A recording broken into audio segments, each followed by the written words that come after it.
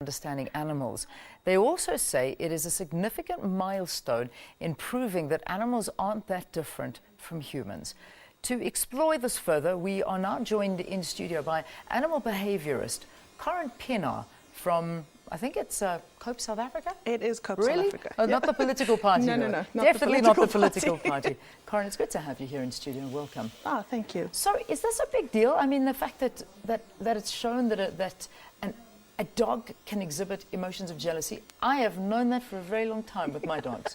You know what, it is a really big deal, because what it's done for us in the animal behavior field is it's actually given us the license to start saying that your dog is capable of emotions the same way as humans are. Yeah. It casts a whole new light on questions of animal welfare, for example. For a very long time, animals weren't seen as sentient beings, so the way that they were taken care of and the expectations about how to deal with them were quite different to what we now know. Now that we know that they're capable of human emotion, well, emotion to a certain extent. Yeah. It means that we've got to reevaluate everything that we know about them. You know, Okay. they're far more complicated emotionally than we ever thought possible, and it's amazing. I can attest for that. I got two little Brussels Griffons. Now those dogs they are like children, and they are full of emotions. I mean, it's just insane, especially when I came home with my children, because they were the children of the house, and then suddenly you bring another child into this, and they were completely put out. I'm sure they were. And it's quite dangerous in a way. It is. You know, it's very difficult for them. If they were used to being the kids in the house, now suddenly they've got a real little human baby and they've got to actually compete with that. It can become quite problematic, and it does cause them a great deal of emotional upset. If they were used to having free access to mom and dad all the time, and now they don't, because you know, from a biological point of view, you can't help yourself. You kind of focus more on the human babies. It does cause them, they can go into depression, for example. They do get jealous, and then of course with the jealousy you get biting and dislike of kids and all that kind of stuff. Yeah, all of that can come with it, so you've got to really be careful about this. Let's focus on, obviously the focus is on pets as opposed to wild animals, is that correct at this point? You know what, when we talk about the mammalian brain, it kind of encompasses everything that has the mammalian brain. There's a guy that's done quite a lot of research about animal emotionality. His name is Jock Panksepp, and he's a neurobiologist, one of these fancy guys, and his work is mainly on the mammalian system. And what they've done is they've actually identified certain emotional systems within the mammalian brain that is where the emotionality originates. And that's why it's so important for us, because we know that this is stuff that applies to dogs, to cats, to horses, to cows, to giraffes for that matter. The systems are there, it just manifests in different ways in different animals. Okay, so those emotions are there, they're existing. I mean, look at these photographs that we're seeing. This is it's unthinkable. It's, you know what, that actually, what you're seeing on that photo there is what we call or what Panksepp calls the care system. The care system is the thing that's responsible for all social relationships, all bonding that happens, particularly between humans and animals. So when you bond to your pets, it's your care system that's activated in relation to your dog or your cat. That's amazing. And vice versa. And vice versa. Yes. We had an awful event last week, which we all read about. We actually briefly spoke about it a bit, about those two giraffes that were at the back of the truck, that were, you know, I suppose it's still an investigation that's going on to see exactly what happened, but you know, one of them actually died, thinking that it hit a bridge and they were stuck on the side of the road. And you know, some people are of the thought and the belief that animals don't go through stress and they don't have emotions. Is this true? Do animals go through the same emotions that you and I would go through? They do. Stress is a physiological response. And if you have a brain, I mean, even plants are capable of experiencing stress. But for animals, feeling that kind of stress because they're stuck in a strange environment, they're on a truck, I mean, those guys they had their heads sticking out. So they could see traffic and cars and all these things that they're not used to. So yes, they were very, very stressed. And stress has an emotional fingerprint as well. You know how you feel when you're very, very stressed. It's really, your heart's beating faster, you're worried, you're anxious, all those kind of things. And they are very capable of feeling that. Stress is what keeps us alive. And unfortunately for those guys, and this is where the emotional implication comes in, those giraffes had no options to get away, to run, to get out of trouble, anything at all. They were stuck in that situation. They were probably completely overwhelmed. And then something like the bridge happens. It's dreadful.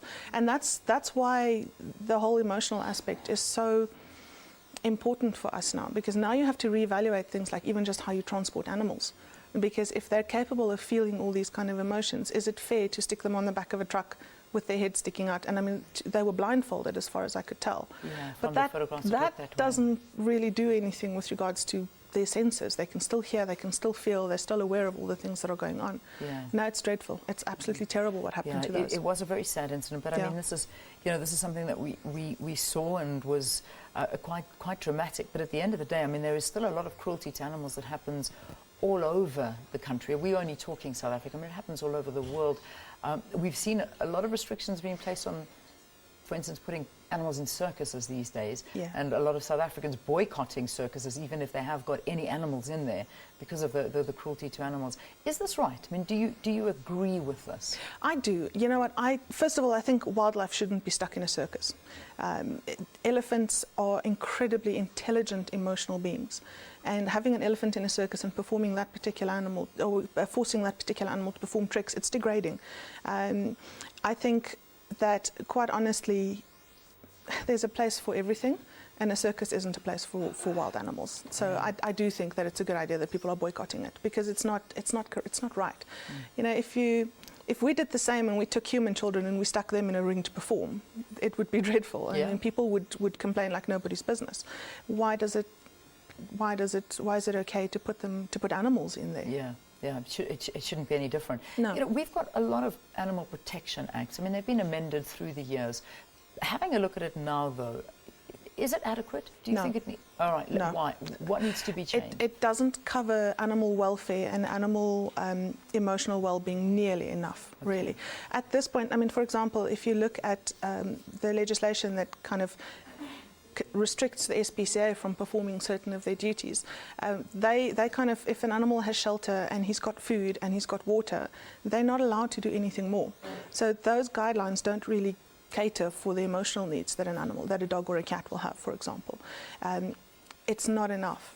You know, we spend so much time on human welfare, which we should. We spend a lot of time on human welfare and what people need. But if animals are emotional to the same or more or less the same extent as humans, then surely they need to have the same animal rights. Yeah, indeed. It should be. I mean, when you look around, and I know there are a lot of drives particularly within townships, because you'll find that so many dogs are walking around the streets because they're all stray dogs. It's just there, and they breed, and they're more and more and more, and it becomes a problem. There's a difference between a stray dog and a village dog. Okay. Stray dogs are pet dogs that have gotten lost. Village dogs are normally the kind of dogs that we find in and around informal settlements, for example. And I'm probably I'm on thin ice here, but if you look at the behavioural health of your average village dog versus the behavioural health of a pet dog that lives in a confined area, that doesn't get walked, isn't played with, is just in the property all day long, ironically enough, the village dog is better off, behaviourally speaking. Not necessarily from a health point of view, because obviously they don't get vaccinated and they get sick and they get injured and all those kind of things. But they're free. But they're healthy emotionally. Okay. Yeah. Whereas really? the pet dogs are incredibly well looked after from a health and nutritional point of view, but behaviourally, I mean, that's why I do what I do. Yeah. I deal with dogs and cats that are behaviourally compromised all day long. Yeah. And I don't see village dogs for behaviour problems. So they cool. They roam in the streets. They happy. They got the rule of the roost, to say. But our ones that are locked at home and locked indoors, I mean, that's just... You know what? Dogs are designed to cover great distances and to explore and to look for their food and to interact with other dogs and people and all those kind of things. And if you lock them, if you put them in your property that has 4 walls around it and you go to work and you work for 8 hours a day, it's great having another dog, but at some point that gets a bit old and dogs get bored and they're understimulated and they're frustrated and they end up being destructive, or they bark or they chew things, or all sorts of things happen, and that's then get classified as a behaviour problem. I mean, a lot of the behaviour problems that I deal with are actually perfectly normal dog behaviours. They're just occurring in an incorrect context.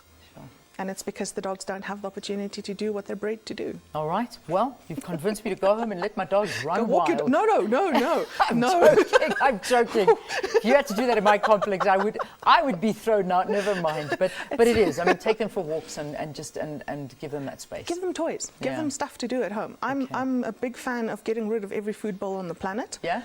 Give your dog treat balls. Give them kongs. Scatter feed them. You know, take their food and throw it in the garden. Let them go look for it. Oh, nice. Let them spend 45 minutes to an hour looking for every bit of kibble instead of just gulping it down in 2 minutes. In the bowl. It's what you do in the space that you've got that's important. Awesome. Well, listen, thank you. Thanks for talking to us. I hope you it's a enjoyed pleasure. that, talking about animal behaviours and little things around there, and also about South African, I suppose, laws when it comes to protecting our animals here in the country. Thank you, Karin. Anytime. Karin Pienaar is an animal behaviour expert from COAPE SA. Thank you. Thanks for joining us.